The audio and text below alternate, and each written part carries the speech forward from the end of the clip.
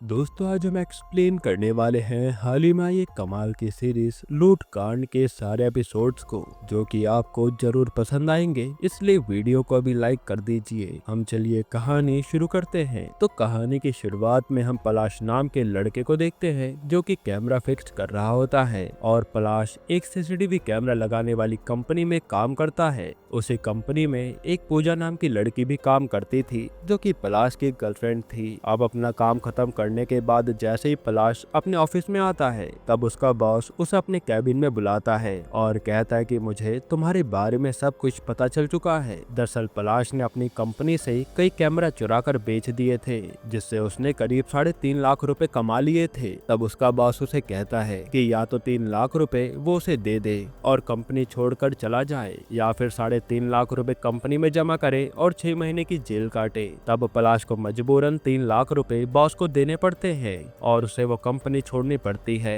इसके बाद हम पलाश की बहन लतिका को देखते हैं जो अपने गांव की फुटबॉल टीम की कोच है। आज उसकी टीम का मैच होता है और उसकी टीम हारने वाली होती है कि तभी वो अपनी टीम में से एक प्लेयर को चेंज करके उसमें सोनू नाम के लड़के को भेजती है, जिसके बाद उसकी टीम जीत जाती है क्योंकि सोनू काफी अच्छा प्लेयर था और लतिका मैच जीतने से काफी खुश हो जाती है। इसके बाद हम देखते हैं कि कुछ दिनों पहले एक टीचर ने लतिका के साथ बदतमीजी की थी। तब लतिका ने उसके खिलाफ कंप्लेन करवा दी थी और अब वो टीचर बार बार लतिका को धमका रहा होता है कि वो अपनी कंप्लेन वापस ले ले। वहीं लतिका ने लोन के लिए अप्लाई किया हुआ था, लेकिन जिस टीचर के खिलाफ उसने कंप्लेन करी थी उसकी स्कूल के ट्रस्टियों में काफी जान पहचान थी जो कि लतिका को स्कूल से लोन अप्रूव होने नहीं दे रहा था। उसका कहना था कि वो पहले उसकी कंप्लेन वापस ले ले तब उसका लोन अप्रूव हो जाएगा। अब अगले दिन लतिका स्कूल जाने के लिए तैयार हो रही होती है कि तभी वहाँ पर एक आदमी आता है जो कि उनके घर पर कब्जा करने के लिए कह रहा था।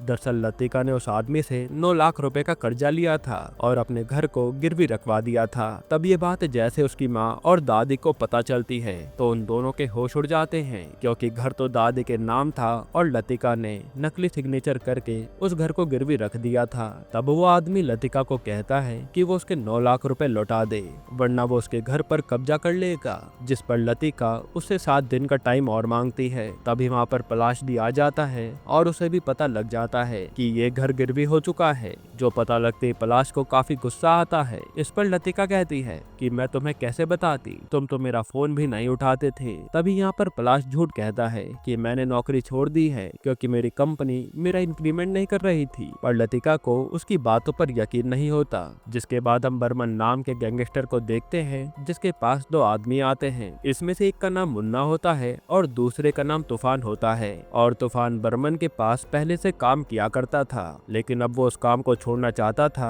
तब बर्मन कहता है कि अब तुम मेरा एक आखिरी काम कर दो जिसमें तुम्हें काफी ज्यादा पैसे मिलेंगे। तब ये दोनों उस काम को करने के लिए मना कर देते हैं। इसके बाद हम पलाश को देखते हैं जो एक बैंक में कुछ पैसे निकलवाने गया था। तभी उसकी नजर कैशियर के पास पड़े पैसों पर पड़ती है और तभी कैशियर कुछ काम से बाहर चला जाता है। अब पलाश के मन में आ रहा होता है कि वो बैंक से पैसे चोरी कर ले, लेकिन इतने में कैशियर वहाँ आ जाता है और पलाश पैसे नहीं चुरा पाता। फिर रात को जब पलाश घर पहुँचता है और लतिका से बातें करने लगता है तब वो बातों ही बातों में लतिका से कहता है कि अगर हमें इस गरीबी से निकलना है तो हमें बैंक में चोरी करनी पड़ेगी। ये सुनकर लतिका भड़क जाती है और पलाश को खूब डांटती है कि क्या तुझे हम दोनों चोर नजर आते हैं। साथ ही लतिका को ये भी पता चल चुका था कि पलाश शहर से क्या कांड करके आया है, जो कि उसने पूजा को कॉल करके पूछ लिया था। खैर अब अगले दिन जब लतिका स्कूल पहुंचती है तो उसे पता लगता है कि उसे लोन मिल सकता है, लेकिन उससे पहले उसे उस टीचर के खिलाफ कंप्लेन वापस लेनी होगी, जिसके लिए लतिका पहले मान जाती है। फिर जैसे ही वो कंप्लेन वापस लेने वाली होती है तभी वो सोचती है कि जैसे इसने मेरे साथ बदतमीजी की है ये किसी और बच्ची के साथ भी ऐसा कर सकता है, इसलिए वो कंप्लेन वापस नहीं लेती और इसी वजह से अब लतिका को लोन मिल पाना मुश्किल था। हालांकि लतिका को तो पैसों की जरूरत काफी ज्यादा थी। तब हमें पता चलता है कि दरअसल लतिका के पापा ने काफी सारा कर्जा लिया हुआ था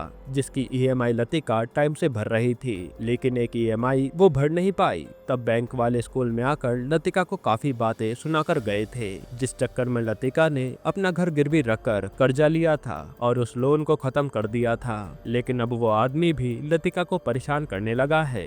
खैर अब रात को लतिका थकी हारी दुखी मन से घर पहुंचती है और पलाश से पूछती है कि क्या हम बैंक में चोरी कर सकते हैं, वो भी बिना फंसे। जो सुनकर पलाश काफी खुश होता है और लतिका को अपना प्लान समझाने लगता है। वो लतिका को बताता है कि कैशियर के पास 3 से 4 लाख रुपए कैश में पड़े होते हैं और उन्हें कैशियर का ध्यान भटकाकर इस तरीके से चोरी करनी होगी जिससे किसी को पता न लगे और इस काम के लिए उन्हें सोनू की जरूरत पड़ेगी। तब हमें पता चलता है कि जो लतिका की फुटबॉल टीम में सोनू नाम का लड़का है वो लड़का नहीं लड़की है जिसका नाम है सोनी। दरअसल गांव में कोई भी गर्ल्स फुटबॉल टीम नहीं थी, इसलिए वो सोनी को लड़का बनाकर फुटबॉल खिलाया करती थी क्योंकि सोनू फुटबॉल में काफी अच्छी थी। वही लतिका पहले तो सोनू को ले जाने के लिए साफ मना कर देती है, लेकिन पलाश कहता है कि सोनू छोटी है और काफी तेजी से भागकर पैसा चुरा सकती है, इसलिए सोनू के अलावा हमारे पास कोई और ऑप्शन नहीं है पैसा निकालने का। तब लतिका सोनू को ले जाने के लिए मान जाती है और फिर अगले दिन लतिका स्कूल में सोनू को सब चीज बता देती है कि कैसे हमें बैंक से पैसे निकालने हैं। तब सोनू पहले तो लतिका को मना कर देती है, लेकिन लतिका के समझाने पर वो उसका साथ देने के लिए मान जाती है। अब अगले दिन पलाश के प्लान के मुताबिक लतिका और सोनू बैंक में जाकर वेट करने लगते हैं। दरअसल इस बैंक में उसी कंपनी के कैमरे लगे हुए थे जिस कंपनी में पलाश काम करता था और पलाश को पता था कि लाइट जाने के बाद उन कैमरों को 3 मिनट लगते हैं वापस से ऑन होने में, और यही पलाश का प्लान था। कैमरा ऑन होने से पहले वो पैसे चुरा कर वहाँ से चले जाएंगे। अभी अपना प्लान शुरू कर देते हैं और पलाश पहले जनरेटर में शुगर डाल देता है जिससे लाइट जाने के बाद जनरेटर ऑन ही ना हो सके, और फिर वो बैंक की लाइट कट कर देता है। अब लाइट के जाते लतिका सबका ध्यान भटकाने लगती है और सोनू पीछे से जाकर पैसे निकाल लेती है, यानी अपने आइडिया से ये लोग चोरी कर लेते हैं और इसी तरह से देखते देखते ये एक और बैंक में जाकर पैसे चुरा लेते हैं। फिर अब पैसे आने के बाद लतिका पलाश से कहती है कि हमें तीसरे बैंक में चोरी नहीं करनी चाहिए क्योंकि हमारे पास इतने पैसे आ गए हैं कि हम इससे अपना कर्जा उतार सकते हैं, लेकिन पलाश कहता है कि हमें इस बैंक से भी ट्राई करना चाहिए ताकि हमारे पास थोड़े पैसे और आ जाएं और हम आगे की जिंदगी अच्छे से बिता सके, जिस पर लतिका भी मान जाती है। अब जैसे वो तीसरे बैंक में चोरी करने वाले होते हैं तभी वहाँ पर 2 आदमी आकर बैंक लूटने लगते हैं और ये कोई और नहीं बर्मन के आदमी मुन्ना और तूफान थे। अब बर्मन के पास से काम छोड़ने के बाद ये दोनों बैंक लूट कर अपनी जिंदगी अय्याशी से जीना चाहते थे। तब ये दोनों बैंक से 80 लाख रुपए लूट के भागने वाले होते हैं कि तभी पलाश इन पर हमला कर देता है और इसी हाथापाई में एक गोली मुन्ना को लग जाती है। तब तूफान की नजर सोनू पर पड़ती है और वो सोनू को गन पॉइंट पर अपने साथ ले जा लेता है ताकि उसका रास्ता कोई न रोके। फिर तूफान बैंक से बाहर निकलकर मुन्ना और सोनू को गाड़ी में बैठाकर वहाँ से तेजी से निकल जाता है और पलाश और लतिका भी बाइक से तूफान की गाड़ी का पीछा करने लगते हैं क्योंकि उसमें सोनू थी। अब लतिका पलाश को काफी डांटती भी है क्योंकि उसने तीसरे बैंक में चोरी करने से मना किया था, लेकिन पलाश की जिद की वजह से वो तीसरे बैंक में चोरी करने आए और अब सोनू उनके पास नहीं है। तब इन दोनों के बीच में बहस हो जाती है। फिर सोनू का पीछा करते करते ये दोनों जंगल में आ जाते हैं, लेकिन सोनू का कहीं भी पता नहीं लगता और अब रात भी हो जाती है। तब लतिका अपनी माँ को फोन करके कहती है कि वो आज अपने दोस्त के घर पर रुकेगी और पलाश भी उसी के साथ है, इसलिए आप दोनों खाना खाकर सो जाना। जिसके बाद हम बर्मन को देखते हैं, उसके पास 2 आदमी आते हैं। इसमें से एक आदमी का नाम बट्टू होता है और दूसरे का नाम पिनाकी। पिनाकी एक स्कूल टीचर है,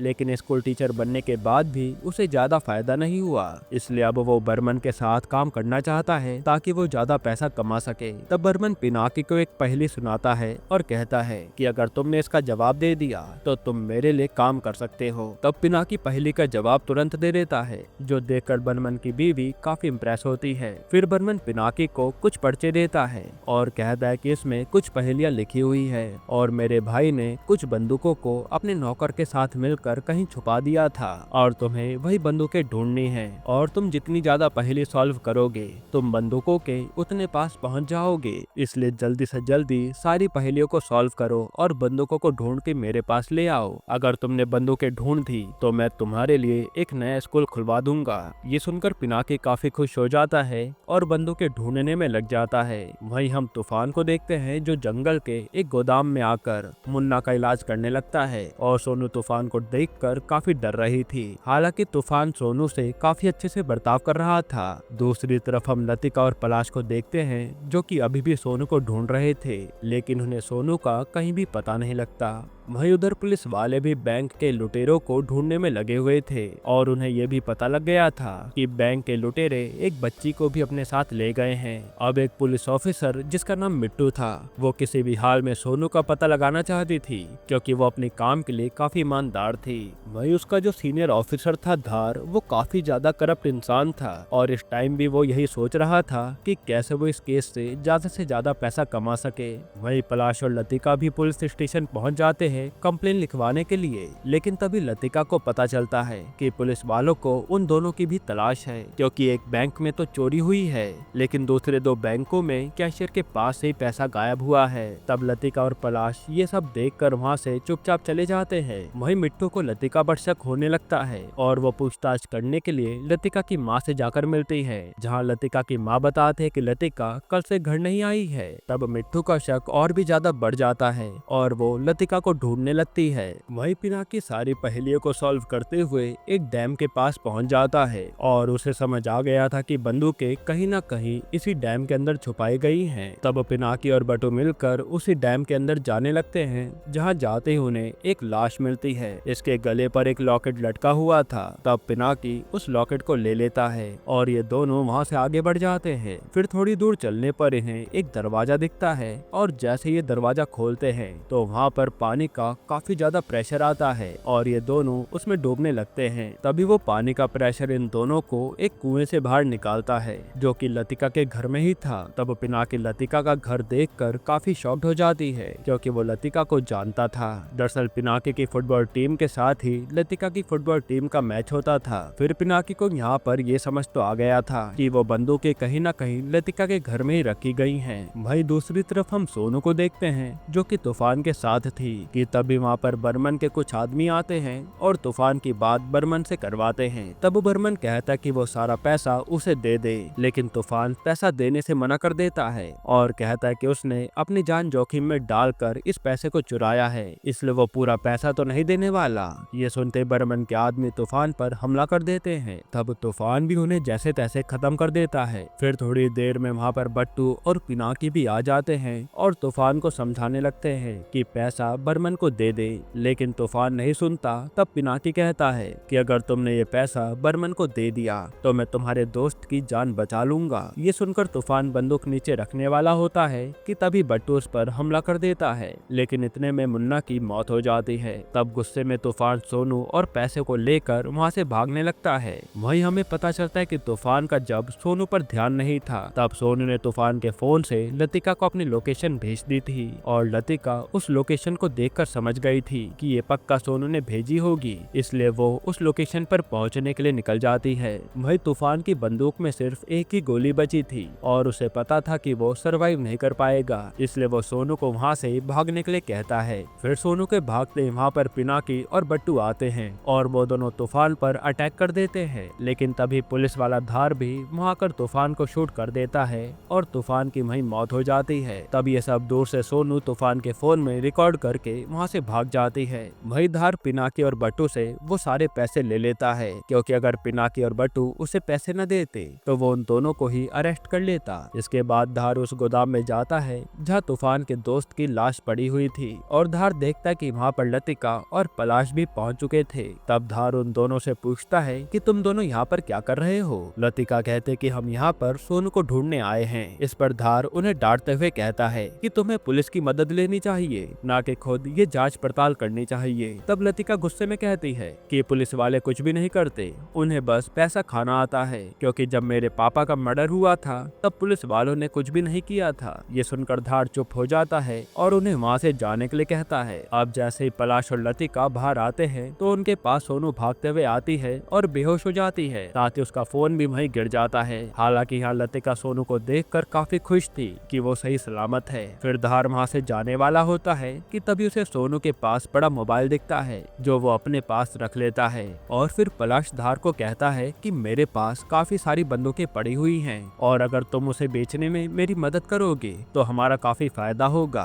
तब धार यह सुनने के बाद बंदूक बेचने के लिए मान जाता है, जिसके बाद पलाश और लतिका अपने घर वापस आ जाते हैं। वहीं तब तक मिट्टू ने पता लगा लिया था कि पलाश ने अपनी कंपनी में चोरी करी थी, इसलिए उसे कंपनी से निकाल दिया गया था और उसे ये भी पता चल गया था कि उन दो बैंकों में से पैसे लतिका और पलाश ने ही चुराए थे और अब वो उन दोनों को पकड़ना चाहती थी। फिर ये सारी बातें मिट्टू कॉल करके धार को बताती है। तब धार कहता है कि तुम्हें असली क्रिमिनल को पकड़ना चाहिए, फालतू इधर उधर हाथ पैर नहीं मारने चाहिए, क्योंकि धार को तो अब बंदूक का लालच था, इसलिए वो पलाश को बचाना चाहता था। तब ये सुनकर मिट्टू हैरान हो जाती है और सोचने लगती है कि धार उसे लतिका और पलाश पर जांच करने से रोक क्यों रहा है। वही दूसरी तरफ पलाश और लतिका सोनू को घर वापस ले आते हैं और सोनू लतिका से काफी नाराज होती है, क्योंकि लतिका ने सोनू से कहा था कि वो उसे कभी कुछ नहीं होने देगी। इसके बावजूद वो किडनैप हुई और लतिका उसे बचा भी नहीं पाई, इसलिए सोनू नाराज होकर अपने घर चली जाती है। तभी पलाश की माँ उसके पास गन देखती है, जिसे देखकर वो काफी गुस्सा हो जाती है और इन दोनों को डांटने लगती है।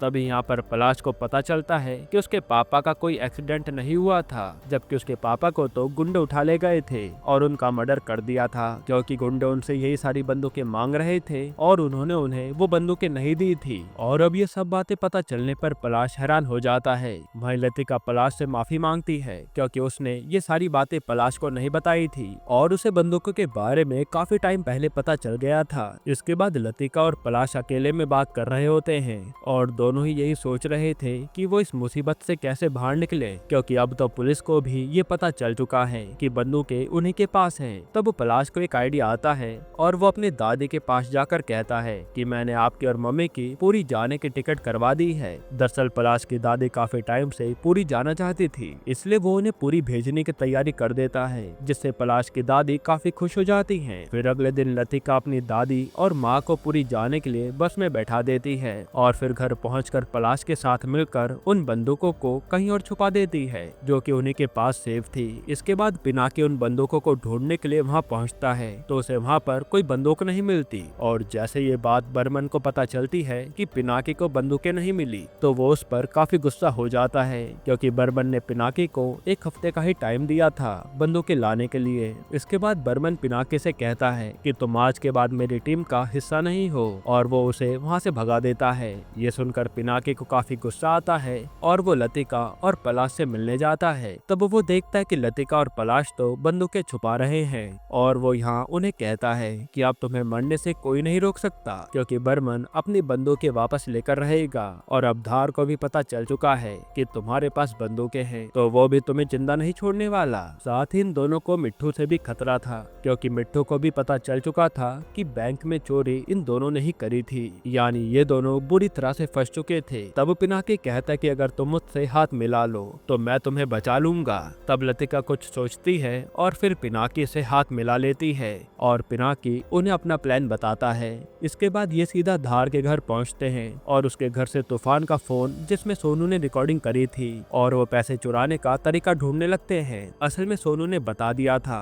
कि उस फोन में मैंने वो रिकॉर्डिंग कर रखी है। तभी उन्हें एक विंडो भी दिखती है जो कि खुली हुई थी, लेकिन काफी छोटी होने के कारण उसमें कोई बच्चा ही जा सकता था। इसलिए लतिका दोबारा से एक बार फिर सोनू की हेल्प लेने का सोचती है और सीधा सोनू के पास आती है। यहाँ वो उससे रिक्वेस्ट करने लगती है। तब सोनू पहले तो मना करती है, लेकिन लतिका के काफी ज्यादा रिक्वेस्ट करने पर वो उसकी मदद करने के लिए मान जाती है। इसके बाद ये वापस धार के घर पर आते हैं और सोनू को विंडो के जरिए अंदर भेजते हैं। फिर सोनू मोबाइल और पैसे निकाल ही रही होती है कि तभी वहाँ पर धार आ जाता है और धार जैसे ही अपने उस वाले कमरे में जाने वाला होता है कि लतिका वहाँ आकर उससे बातें करने लगती है कि उनके पास काफी सारी बंदूकें हैं तो उन्हें पैसे भी काफी ज्यादा चाहिए। ऐसी वो बातें घुमा रही थी। तब ये सब सुनने के बाद धार मान जाता है। वहीं दूसरी तरफ सोनू पिनाकी और पलाश को सारे पैसे और मोबाइल लाकर दे देती है और उसके बाद ये लोग यहाँ से निकल जाते हैं। फिर पिनाकी बर्मन को गन की फोटो भेजता है और कहता है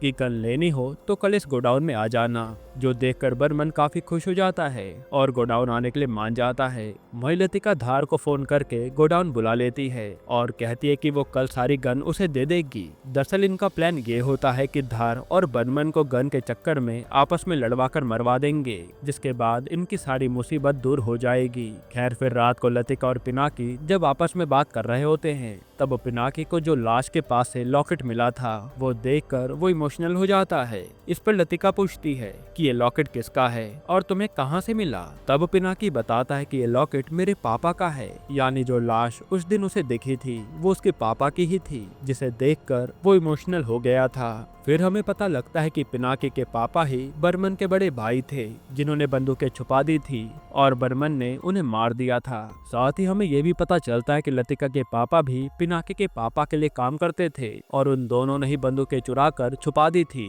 और ये सारी बातें पता लगने पर लतिका हैरान हो जाती है।